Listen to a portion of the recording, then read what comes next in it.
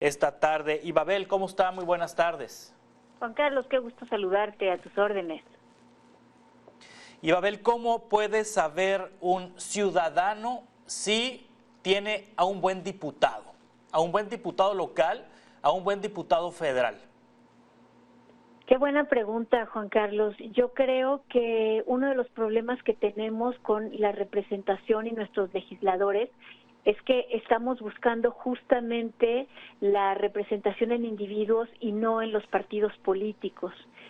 Si bien la organización en los congresos es a través de bancadas, creo que tenemos la organización al revés.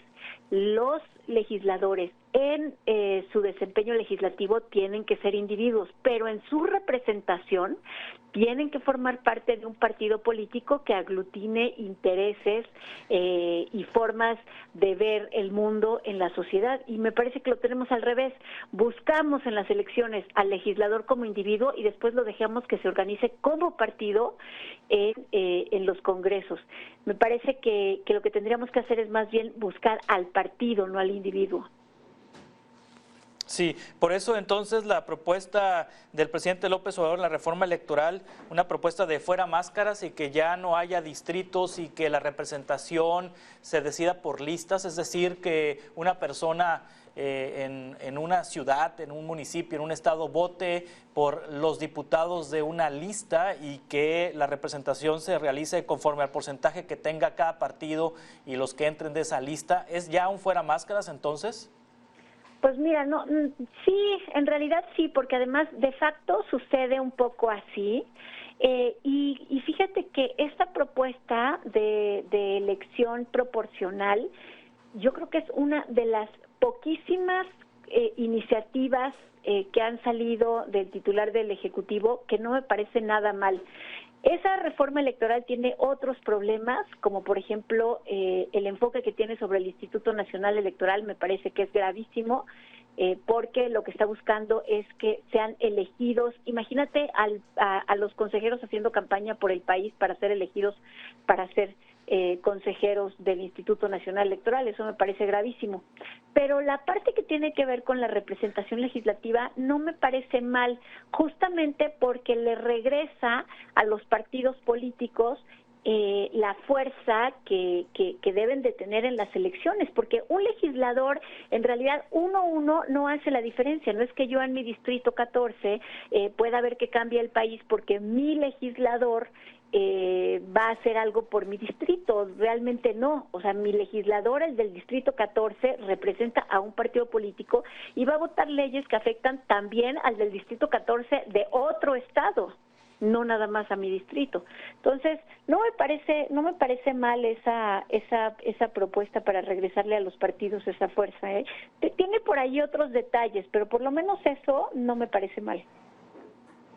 Sí, la reelección se suponía que cuando se aprobó en México la reelección de diputados, porque ya es posible la reelección de diputados federales, de diputados locales, de presidentes municipales, se suponía que era para darle poder al ciudadano de decidir si un diputado trabajó para representarlo y para representar a los ciudadanos de ese distrito y no necesariamente al partido. La reelección en el país, digamos que empoderó a los ciudadanos y le quitó poder a los partidos, ¿o es la misma desde que existe la reelección? En ese caso, fíjate que la idea de la reelección, cuando funciona, es más que darle poder al ciudadano, generarle incentivos al legislador, incentivos para que tenga un buen desempeño y pueda regresar a pedir el voto. Pero en este caso no es así, porque esa reelección depende de los líderes de los partidos.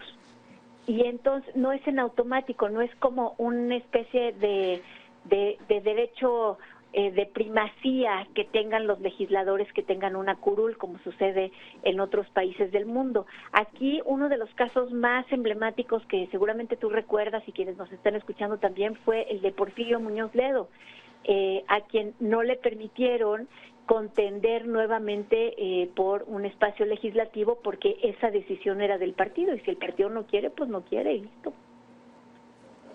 Bueno, y además cuando un diputado decide separarse de una bancada y declararse independiente, resulta que no hay incentivos para ese diputado, pues pierde prerrogativas, pierde recursos como integrante de comisiones, pierde posiciones de poder como miembro de comités legislativos, y de pronto entonces se ve obligado a sumarse a otra bancada. Y se me viene a la mente el caso de Lili Téllez, por ejemplo. Lili Téllez deja la bancada de Morena en el Senado.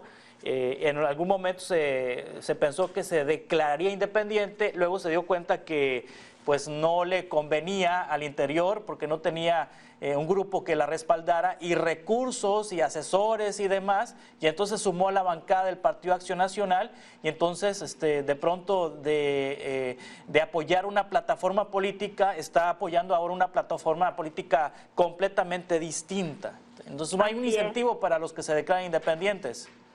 No hay incentivos, además ya no pueden ser reelectos porque tienen que ser necesariamente reelectos por el mismo partido por el que fueron postulados. Y luego entra también el tema del género, que es el que utilizan como excusa los partidos políticos para que los legisladores no se queden en la curul, que es, bueno, pues sabes qué, que lo que pasa es que ahora toca mujer, y en ese sentido la reelección no cumple con el objetivo que se buscaba, que era darle incentivos a nuestros legisladores para que se profesionalizaran y buscaran regresar por el voto con los ciudadanos y no con las dirigencias de sus partidos.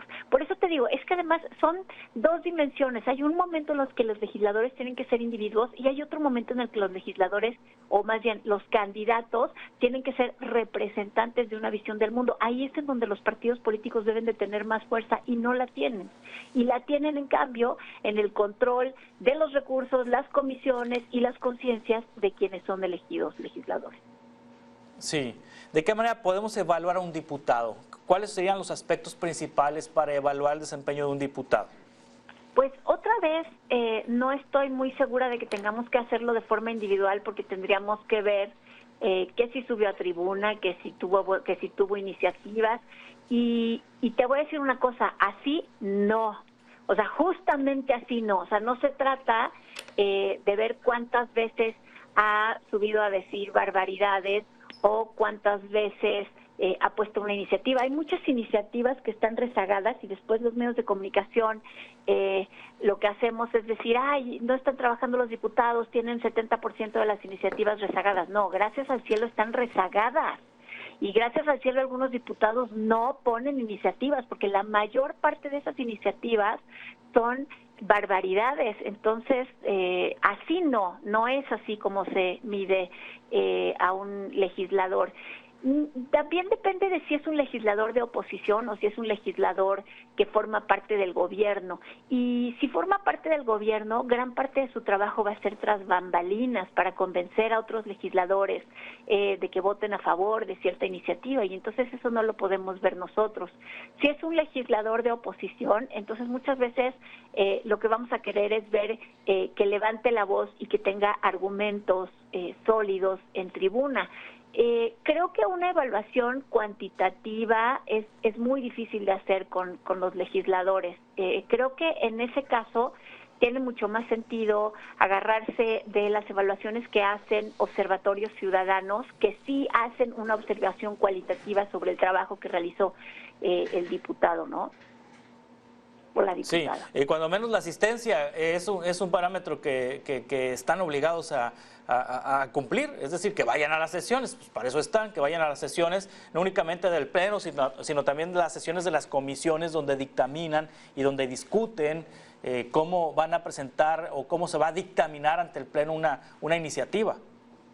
Así es, pero fíjate que eso me parece un poco como de primaria, un poco como, sí, como demasiado infantil revisar que el trabajo de una persona en cualquier área profesional se mira por el número de horas en el que estuvo sentado en su oficina o cumpliendo con su horario de trabajo. Yo entiendo que es lo mínimo que se puede esperar de alguien que está trabajando, pero me parece me parece que infantiliza la labor legislativa. Hay ocasiones en las que la ausencia misma de un diputado, de un legislador, es una postura política.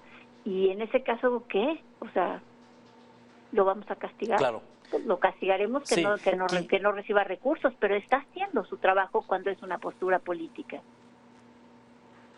¿500 son suficientes o son muchos? Ay, son muchos, ¿no? Bueno, es que a mí ya 10 ya se me hacen muchos, pero no solamente en el poder legislativo, sino en todas las áreas de gobierno. Ya, o sea, de tantos gobernadores me parecen muchos, 500 legisladores me parecen muchos, pero es una postura personal porque yo creo que debemos de tener un Estado mucho más reducido, no solamente en sus facultades, sino en su burocracia, y entonces, por lo tanto, necesitamos tener menos representantes y menos funcionarios. Pero en realidad no te sabría decir cuál es el número perfecto. 1 por cada estado, 2, 10, la verdad es que no te lo sabría decir. Sí, ¿está usted de acuerdo con la desaparición de los plurinominales o con la reducción de los plurinominales o con la permanencia de los plurinominales? No, con la permanencia. Te digo que esa es una de las pocas cosas buenas que ha mandado la iniciativa del titular del Ejecutivo. Los plurinominales son en muchas ocasiones ellos son los que representan una visión del partido y son profesionales y tienen una trayectoria dentro del partido que sea, del PRI, del PAN, del PRD, del Verde, del PT, lo que sea, de Morena. Yo creo que es importante que existan los diputados plurinominales que reflejan además, es muy importante decir esto, reflejan además a la minoría también de la sociedad. Si en un distrito 5 personas votan por un partido y las otras 5 se reparten, pues ¿qué? O sea, nada más vamos a tener una representación, el que ganó 5 votos y los demás nada. No, la mitad de la población también necesita voz, la otra mitad. Entonces, no, los plurinominales son muy importantes, tanto para la vida de los partidos como para la vida legislativa y la representación política de las distintas voces y miradas e ideologías que hay en la sociedad. Sí, será necesario tener una Cámara de Diputados y otra de Senadores. Sabemos que las funciones son distintas de los diputados y los senadores, pero pues ya elegimos 300 diputados de manera directa, 200 diputados de representación proporcional, pero además se eligen 2 senadores de mayoría y 1 de minoría por cada estado, y los senadores pues representan al estado, son por lo menos 3 por cada estado, más los senadores de partido, los de lista, pero será necesario tener 2 cámaras. Esto nunca, bueno, no es un debate que esté en la reforma electoral, no es un debate que exista en este momento, pero ¿será necesario tener 2 cámaras? Fíjate que